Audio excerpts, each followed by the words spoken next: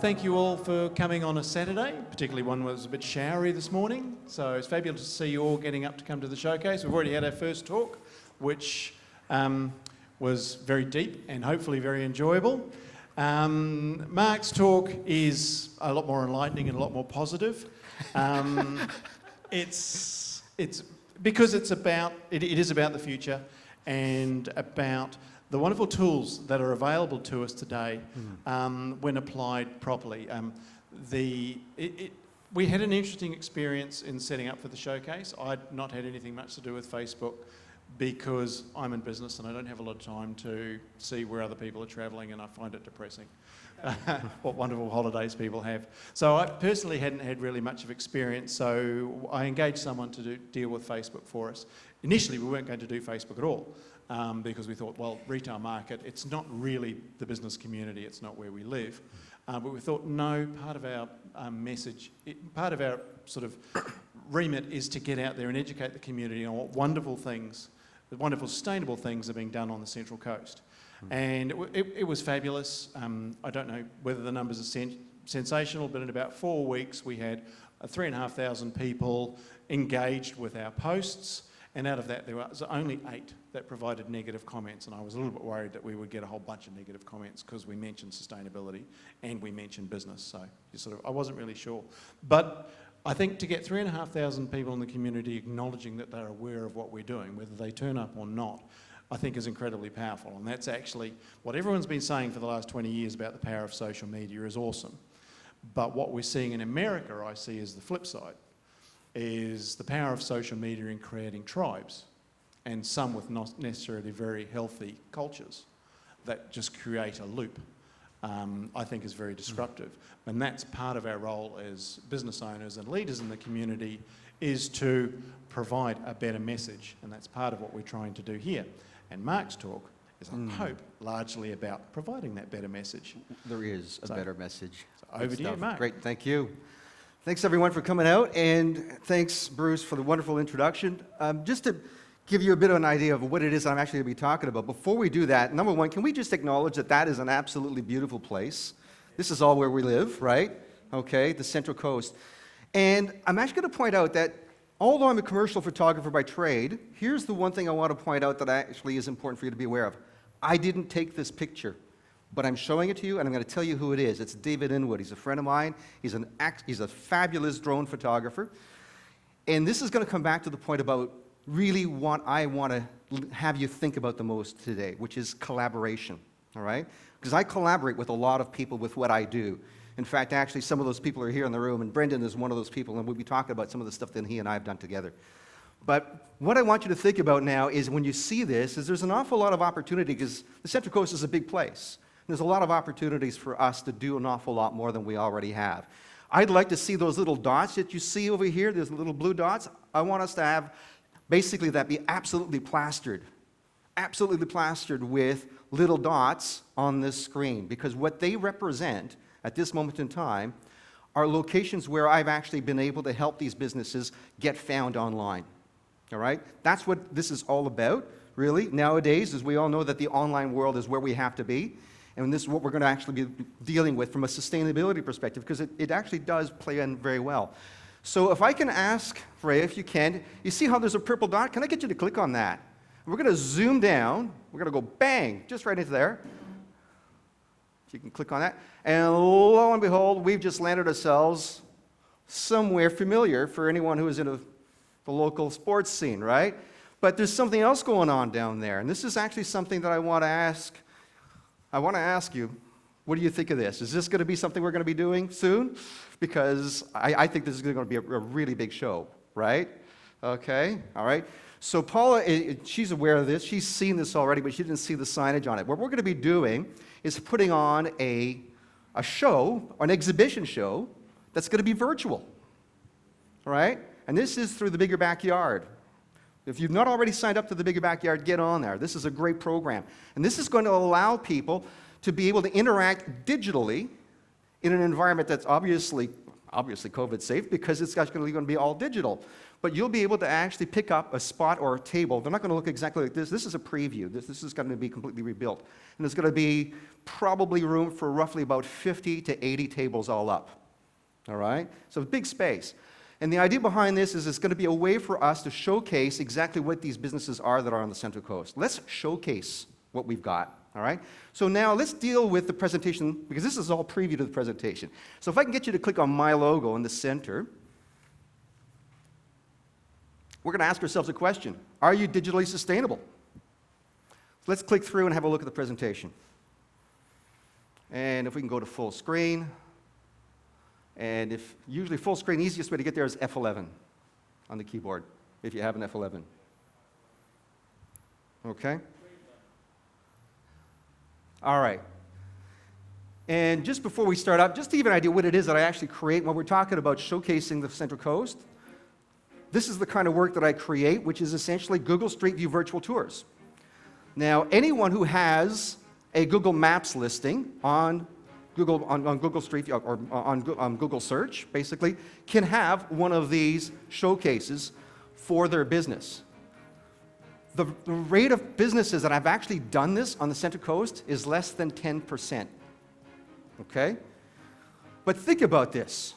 Where did I tell you this is actually located? Did I say Google? What is Google? Is it not the single most important word in search in getting found for any business today? If that's the case, then how is it that we're only getting 10% of businesses going, oh yeah, right, Google? Which is why I've labeled Google My Business, the platform where this is published, as being not the elephant in the room, because that's too small. To me, it's the herd of elephants. All right? So a herd of elephants, really, if you think about it, if they were in this room right now, we would know that they were here, right? We would know that. But we just use the word Google like it's a verb, it's just part of our daily lives.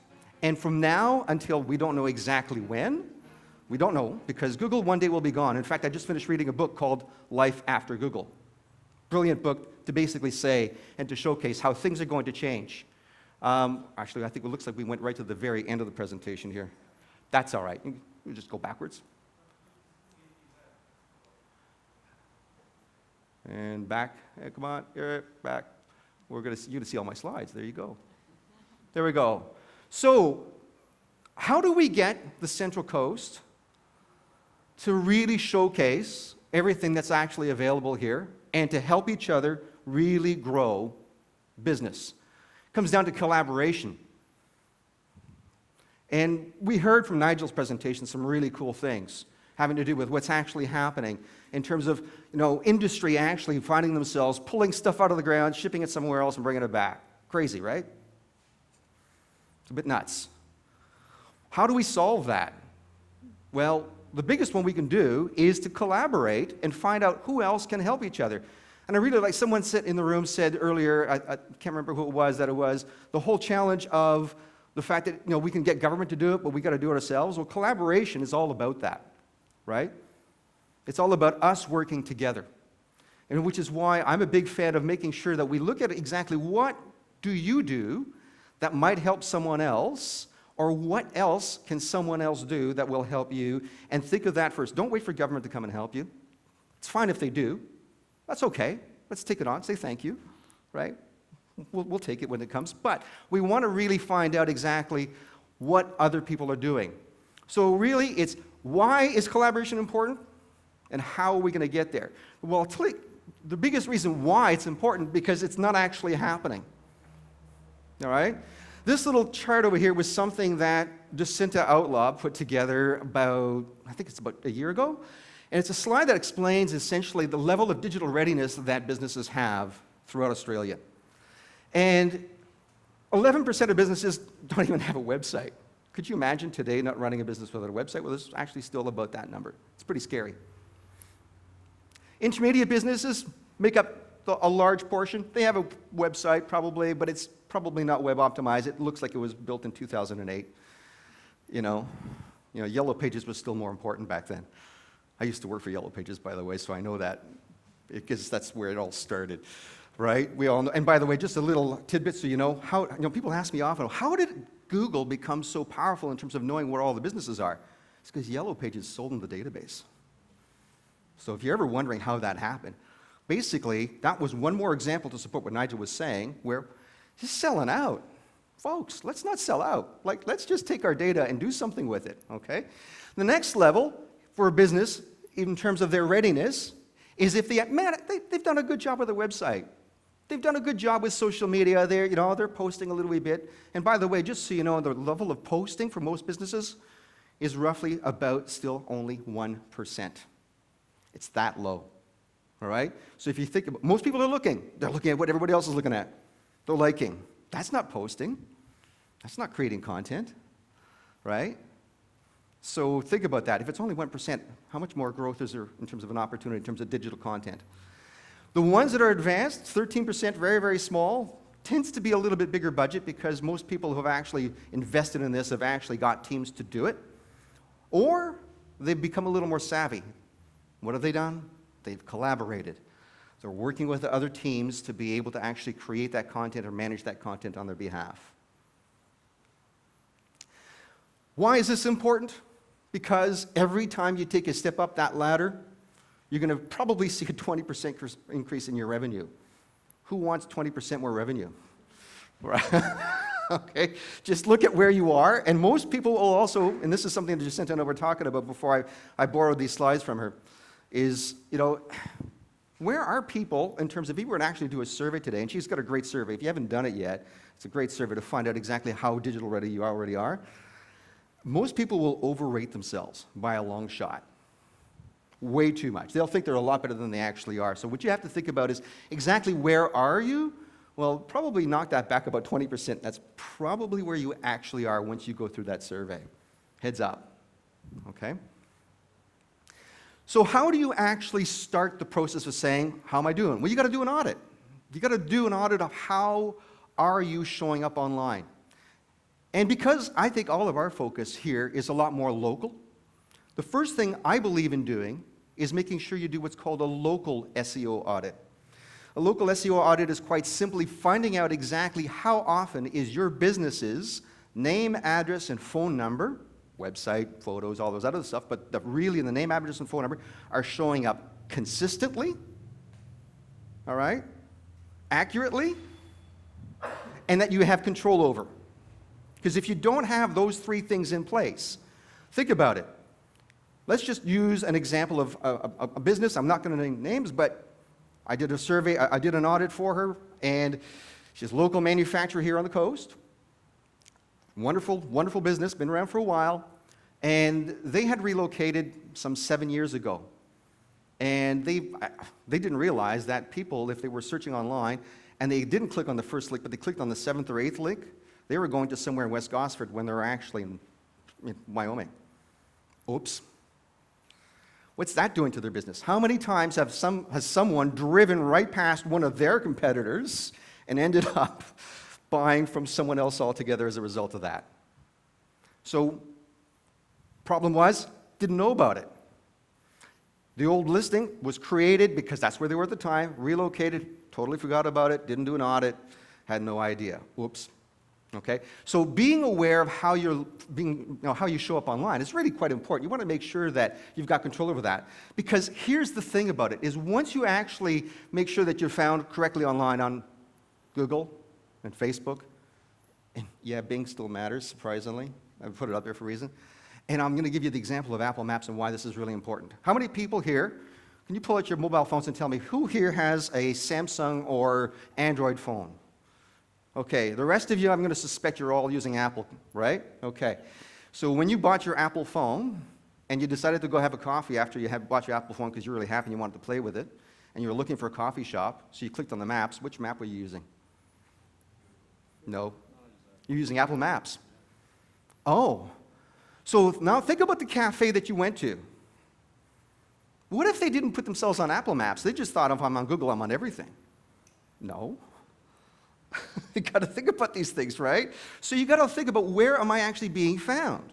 So make sure that you take the time to get your business listed on every one of those platforms correctly, and own the listing or verify the listing so that you can make sure that if the next time you relocate your business, or you have a change of hours of operation, or you have photos of staff that don't work there anymore, then you have the ability to go in and update and make those changes. Otherwise, you're essentially misrepresenting your business and losing opportunities.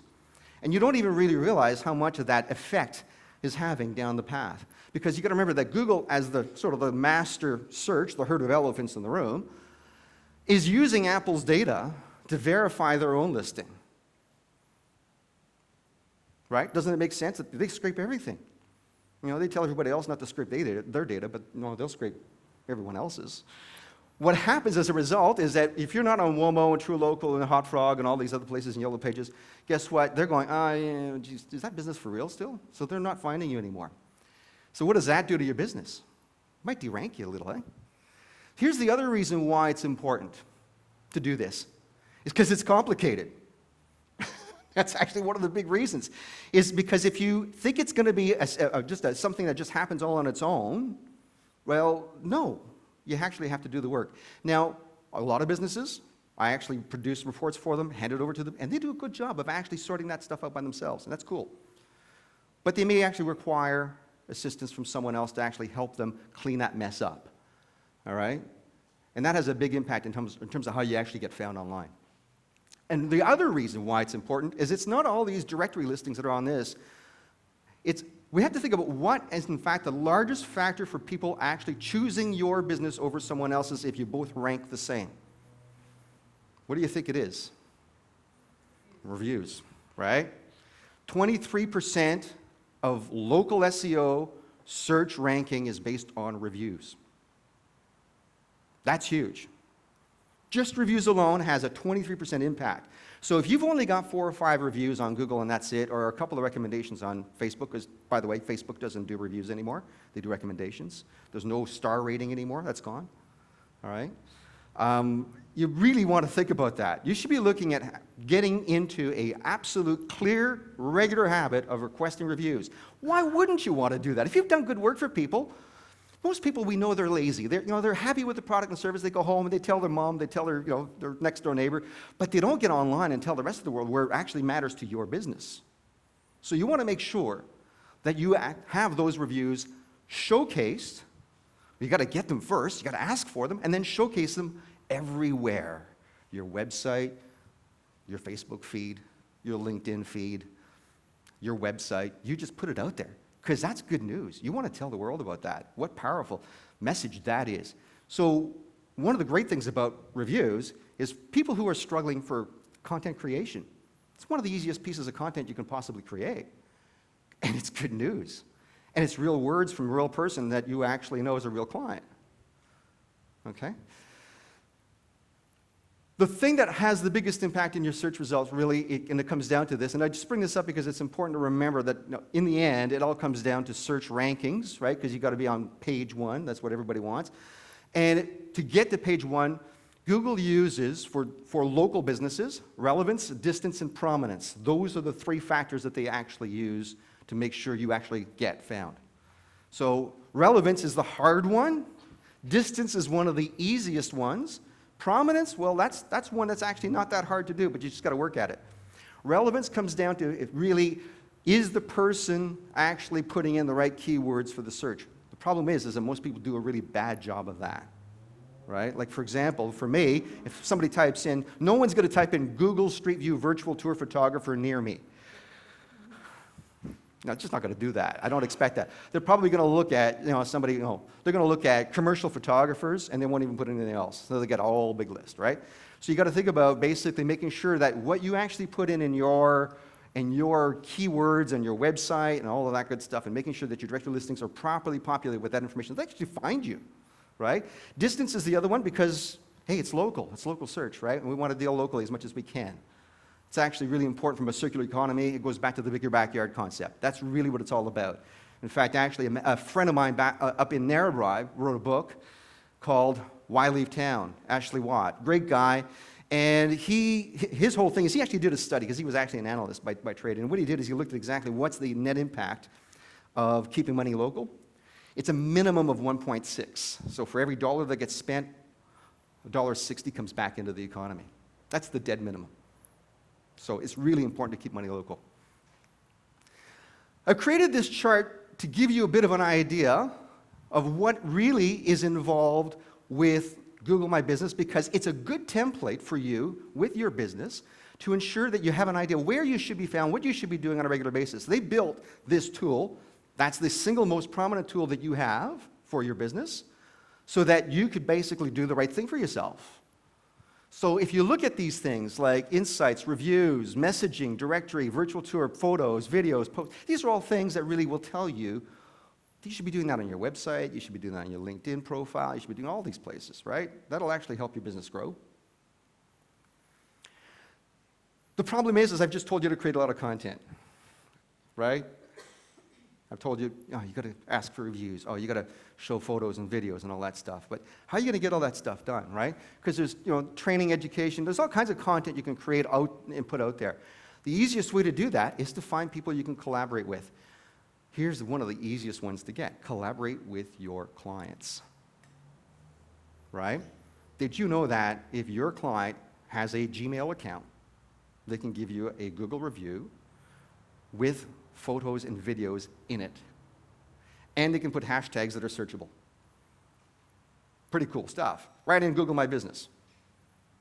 So, simple thing. It's like, but you take a little time. Say, hey, thanks for buying from me, but at the same time, would you be open to actually sharing a little bit about what your experience was like? Do in store or in shop or on delivery. It's one of those things you can do. I want to bring this up now because we're going to be coming to a close here, but one of the things I talked about a lot is collaboration. You've heard me say it over and over and over again. Brendan Rogers is in the room with me today, which is great. Thanks for being here. He and I, along with Isaac Feeney, we created this group, sort of I don't know, how do we actually end up on this crazy mess? I'm not really sure. It's been a crazy ride. It's good fun. Yeah, it's good fun. But LinkedIn Local Central Coast was formed as a group primarily to help other businesses succeed with basically no barriers to entry. Simply just come and show up and tell us what you do in a no-pitch environment. So it's not like one person gets to stand up and tell their story, all right? Which is really, it's about collaborating, but getting to know each other and building trust over time. One of the single most important things that we know about collaboration is it doesn't really happen until there's high levels of trust. So we got to learn to trust each other. How's that going to happen? Well, we probably have to have a few conversations, Some of us, we've only met for the first time. We might meet again. Hopefully we do. But the more often that we do it, we'll get a better idea of exactly what it takes to actually develop a high-trust environment. And in support of the whole no-touch environment, the easiest way with COVID, because we've got to talk about that, right, is LinkedIn is such a powerful tool that you can even do no-touch connecting with people. Forget about your, like I still carry my business cards, but I don't really use them that much. I'd rather show them my QR code on my LinkedIn profile and say, hey, just connect with me here. Let's have a chat some other time. It's pretty noisy in here, but that's cool. At least we connected. So using LinkedIn as a tool, offline, initially, to connect, to go back online, or vice versa, it goes both ways, is probably the single most important thing for every person in this room, because chances are you've got a lot of relationships with people that you're not leveraging as of yet.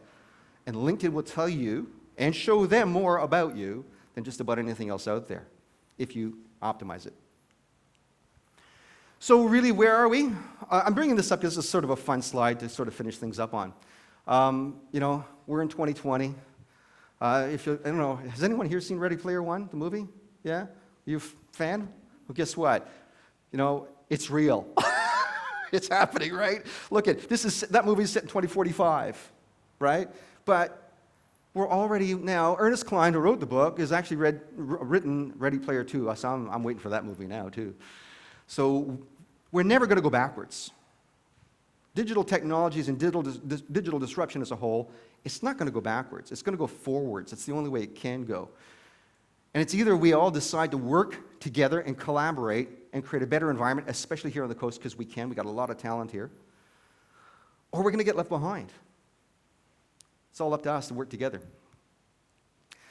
And that's it. So I'm going to finish off by showing you, and Freya, if you can just show them a little bit what you can do with YouTube, because this is 360s. You can even turn them into YouTube videos. Is this going to start up? Sometimes it's a little slow because it's a lot of data, depending on the speed of your connection. But we can actually, playback it's having a hard time. But The world of 360 and virtual reality and virtual tours for me has really been sort of that door opener to actually be able to help businesses throughout the Central Coast, Newcastle, Hunter Valley, the area that I serve. And really, I think it's really important to think in terms of how are we going to grow into the future. So, think of the last presentation, whether Industry 4.1, well, I think of Web 3.0 and Web VR. Thank you.